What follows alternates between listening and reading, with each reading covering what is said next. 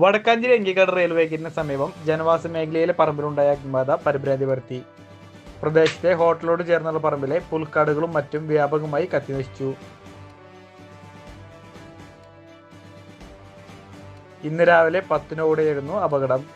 തീ ആളിപ്പടർന്നതോടെ നാട്ടുകാർ ഫയർഫോഴ്സിൽ വിവരമറിയിച്ചു.